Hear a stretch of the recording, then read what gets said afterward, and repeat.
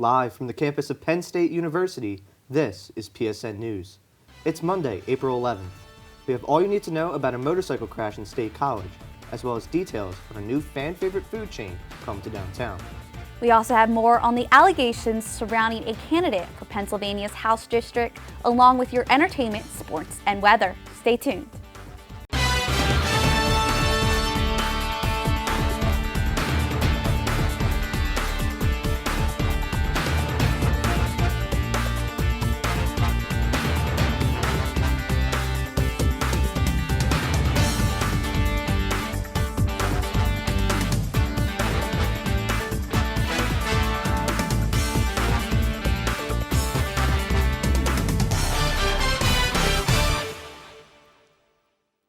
Thanks for joining us tonight. I'm Matthew Zwiercan. And I'm Madison Miller. A motor vehicle accident at the intersection of Blue Course Drive and Martin Street sent one person to the hospital Tuesday morning. Police say a car struck a motorcyclist while attempting a left turn onto Martin Street at around 9:45 a.m. The intersection was closed for about an hour after the crash. It is still unclear whether the driver will face prosecution and for what traffic violations. According to a news release, the motorcyclist's injuries were not life-threatening, and the driver of the car was not injured. The Republican candidate for Pennsylvania's 82nd House District, representing Center County, is denying allegations and fighting for his spot on the ballot. The petition against Republican candidate Justin Behrens was filed with the Commonwealth Court on Monday by State College resident Catherine Jarowski. The petition claims it is uncertain if Mr. Behrens ever lived in Center County or if he simply just has a Center County mailing and voter registration. Behrens claims his family moved to State College in June 2021 when his wife was offered professorship at Penn State. Behrens stated, quote, "The allegations that I still live in Luzerne County are false, and this challenge is a prime example of wasting of taxpayers' money and turning people off from politics," end quote. Behrens is a U.S. Army veteran and a CEO of Keystone Mission, a faith-based nonprofit organization serving both Scranton and Wilkes-Barre. A hearing for the objection of the petition is scheduled for 9:30 a.m. on Tuesday at the Pennsylvania Judicial Center in Harrisburg. A new discount store is coming to State College this summer. Ocean State Job Lot, a Rhode Island-based company, is moving into the former home of the food store Giant on East College Avenue. In a statement, Director of Store Operations Paul Cox said, quote, "We could not be more excited to open our doors in such a great college town this summer," end quote. The 45,000 square foot store will employ 50 people and offer a variety of departments like food, home and garden, and clothing. State College is going to be the home to Raising Cane's first franchise location in Pennsylvania. The Louisiana-based chicken finger franchise was set to open in April at 228 East College Avenue. However, delays have caused the company to push their much-anticipated opening date back to late June. The building plans of the State College Raising Cane's included more than $1.6 million in renovations and a handicap-accessible walkway in compliance with the Americans with Disabilities Act. A spokesperson for the company stated that further potential delays could affect the June opening timeline. Heading into Easter weekend, it's been rumored that State College will be seeing some warmer temperatures. This week, Madeline Zarkowski has more details in this week's weather report. We'll be right back. We're looking at some warmer temperatures coming our way this week, so that's something to look forward to. And tonight we're falling back to 49 degrees, which is actually much warmer than the other evenings we've had recently. And we're looking at mostly cloudy skies this evening with a wind of about 10 to 15 miles per hour. Now, if we jump ahead to tomorrow, on your way out the door, we're looking at 52 degrees and mostly cloudy skies, and the sunshine is going to stay throughout the day. Our temperature is warming up 58 degrees in the afternoon with partly cloudy skies once again. And by tomorrow evening, we're warming up to 67 degrees, so it's going to be a pretty nice evening tomorrow, so you can get outside and enjoy that nice weather tomorrow. Now, if we look ahead to this weekend, that nice weather is going to stick through into this weekend. We're looking at some spring-like weather. So finally, the spring is here after all the snow we've been having. We're having a break from the rain as well that we're going to see in the next few days. But luckily, clear skies this weekend. We're looking at upper 50s and low 60s, so definitely a little bit of that spring-like weather. Now, if we look at our 7-day forecast, like I said, beautiful day tomorrow. We're warming up to 68 degrees. However, we are looking at some rain on Wednesday and Thursday. We have a chance of thunderstorms on Wednesday, but luckily we're looking at 73 degrees for our high on Wednesday. So it's going to be much warmer after that rain leaves us. And then on Thursday, we're looking at some AM showers. But skies are going to clear up for the weekend. Friday, Saturday, and Sunday, we're looking at clear skies, 63 on Friday, and 50s, upper 50s on Saturday. That's all for your weather update. Coming up, Jimmy Atkinson has the latest in sports after the break. Welcome back to PSN News. I'm Jimmy Atkinson with your sports update.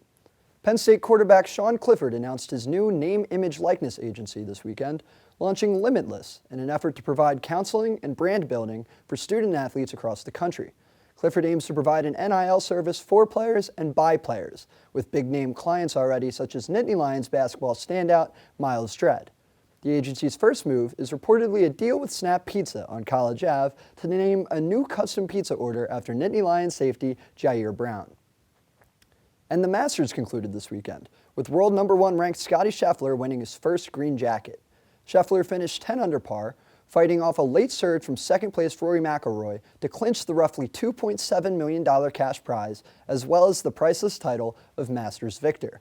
While the weekend held other big news, such as Tiger Woods' return a year after suffering injuries from a serious car accident, it was ultimately the 25-year-old Scheffler who came away with his first major championship, as he continues his dominant 2022.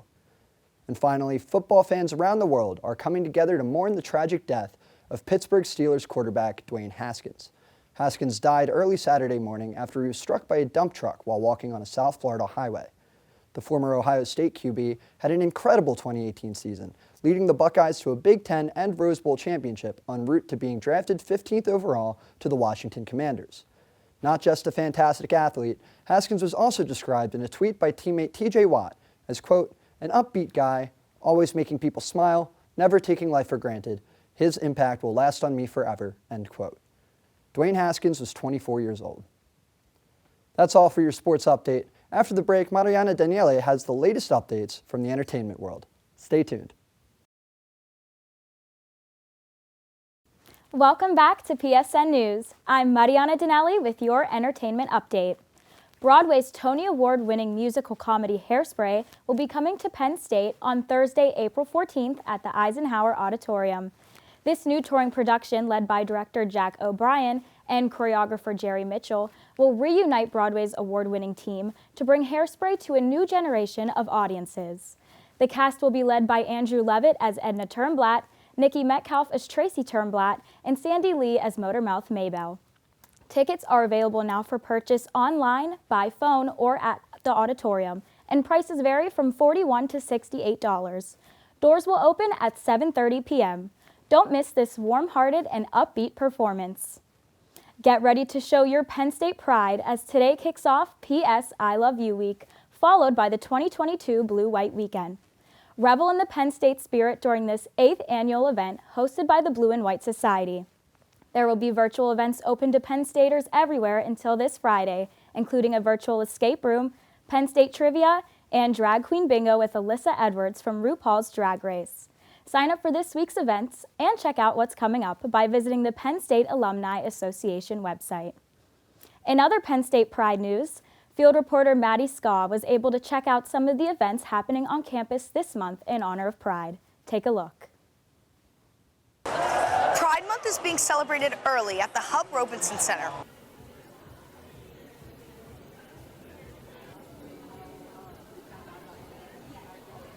So I guess like the big takeaway is like being seen at Penn State as a career student, because like there are a lot of us here, but like a lot of things aren't like catered to who we are, if that makes sense.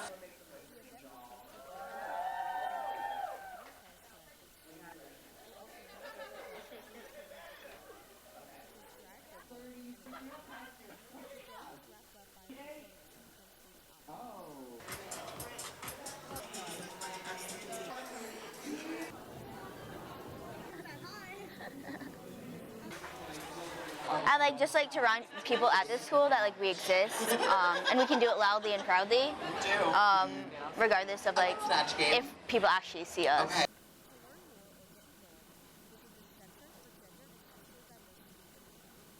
From PSN News, I'm Maddie Scow. Less than 2 weeks after the 2022 Oscars, the Academy of Motion Picture Arts and Sciences announced Will Smith is banned from the Oscars and any other Academy events or programs for 10 years. This statement follows Smith slapping Chris Rock across the face at the Oscars 2022. The Academy put out a statement on Friday, April 8th, apologizing for the incident that took place at the ceremony and expressing their gratitude to Chris Rock for keeping his composure after the unexpected slap. Before the ban, Smith publicly apologized to Rock and resigned his membership from the Academy on April 1st. Will Smith responded to his 10-year ban by announcing that he accepts and respects the Academy's decision. That's all for your entertainment update. After the break, interview anchor Juliana Turda will be speaking to Brandon Rizzo, a volunteer track coach here at Penn State. Stay tuned. Now that spring has arrived, traditional track and field is back in full swing. Today I'm here with Brandon Rizzo, who is a volunteer sprints and hurdles coach here at Penn State.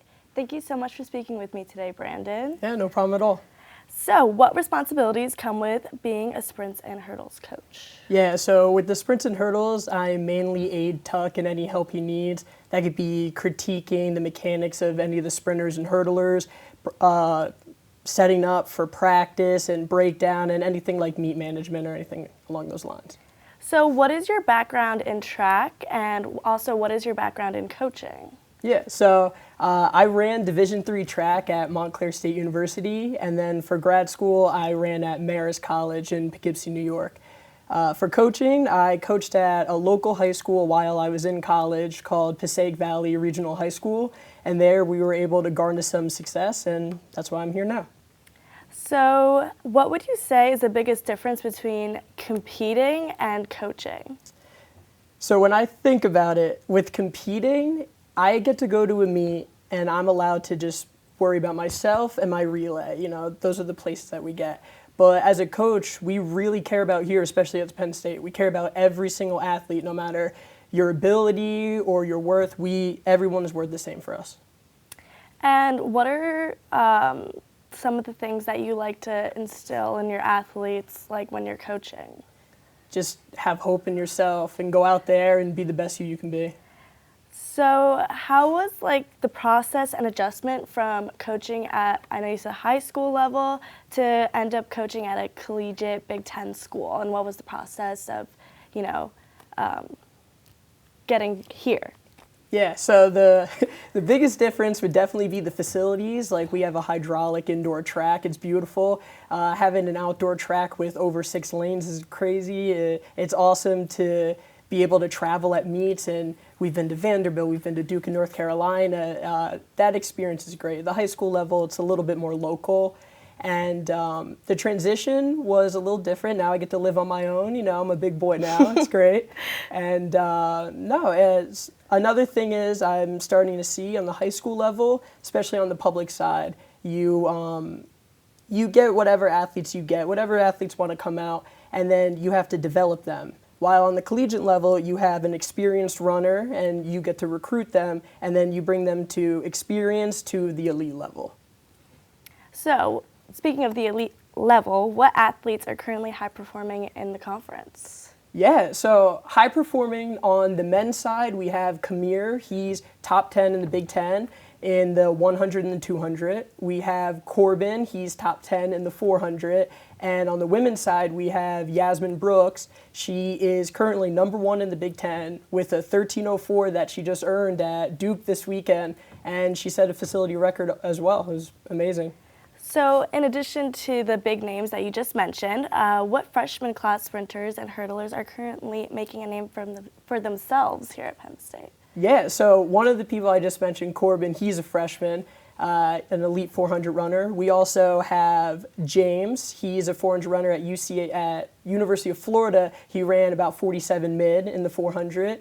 We also have Trey Allen. He is our 110 hurdler and 400-meter hurdle specialist. He's been making a name for himself. And on the women's side, I would definitely say Lauren Prince. She's a 60, 100, and 200-meter specialist, and she's taken to some nice PRs. So what is Penn State's track and field's mission for a championship this season? So For the championship season, we have Big Tens, regionals, and we also have the NCAA championships. So for the Big Tens, we would love to see a top 3 finish on both the men's and the women's side. For regionals, we're trying to qualify as many athletes as possible. So they split up the United States, and it's the East and the West. And if you're top 48 in your event, you get to go to regionals. So again, as many athletes as we can. And determining how well you do at the regional meet, you get to qualify for the national meet over at the University of Oregon, all the way across the country. Well, best of luck with everything this season. Awesome. Thank you so much for coming on again. And if you want to keep up with all of the latest Penn State cross country and track and field news, you can check out their Instagram, social media accounts at Penn State TFXC. Now Madison and Matthew will give us the latest news from across the nation. We'll be right back. A school shooting at a high school in Erie, PA left 1 injured on Monday. Officials say multiple shots were fired at Erie High School in a, quote, isolated, targeted incident, according to Deputy Police Chief Mike Nolan. After shots were fired around 9:20 a.m., the school was placed in a hard lockdown as the police responded to the scene. A student who was injured remains in stable condition. The suspect, a student at Erie High School whose identity remains unknown, surrendered himself to police on Wednesday. The school did not return to classes for the remainder of the week and is currently on spring break. An Oklahoma House committee voted Wednesday to advance a bill that would allow private citizens to take civil action against abortion providers. The Oklahoma Heartbeat Act would prohibit abortions at the time a physician can detect early cardiac activity in an embryo or fetus. This would make performing an abortion or attempting to perform a procedure a felony punishable up to 10 years in prison or a fine of $100,000. With the governor's signature, the bill would be placed into effect. Emily Wales, the interim president of Planned Parenthood, stated the introduction of the bill would create a, quote, regional crisis at a level we haven't seen yet, and with the shortage of providers, it could push the system to a breaking point, end quote. A father of a college student in New York has been convicted on almost 10 serious charges, including sex trafficking and forced labor. Lawrence Ray moved into his daughter's college dorm room at Sarah Lawrence College 12 years ago and has sexually and psychologically manipulated a group of college students since, according to the Department of Justice. He collected millions of dollars from forced prostitution proceedings during his time at the Yonkers College. The investigation that led to this conviction was prompted by a New York Magazine article titled The Stolen Kids of Sarah Lawrence. Ray currently faces a maximum sentence of life behind bars. It is reported that Russian military forces are trying to wipe the besieged southern city of Mariupol off the face of the earth. Sergei Volna, a deputy commander of the Marine Battalion, Mariupol stated, quote, it's a humanitarian catastrophe. There are supply problems with food, water, medication, and general supply. It is a very difficult situation, end quote. Russian forces outnumber in terms of weaponry, artillery, tanks, armored vehicles, and coarse mortars. Most recently, the United Nations General Assembly has voted to suspend Russia from the Human Rights Council with 93 votes in favor. The Human Rights Council has the power to suspend membership if a member commits gross and systematic violation of human rights. That concludes our show tonight on PSN News. Be sure to check us out on Twitter and Facebook at PSN News, on Instagram at Penn State Network News, and to subscribe to our YouTube channel at youtube.com/PSN News. Have a great night and stay safe, Penn State.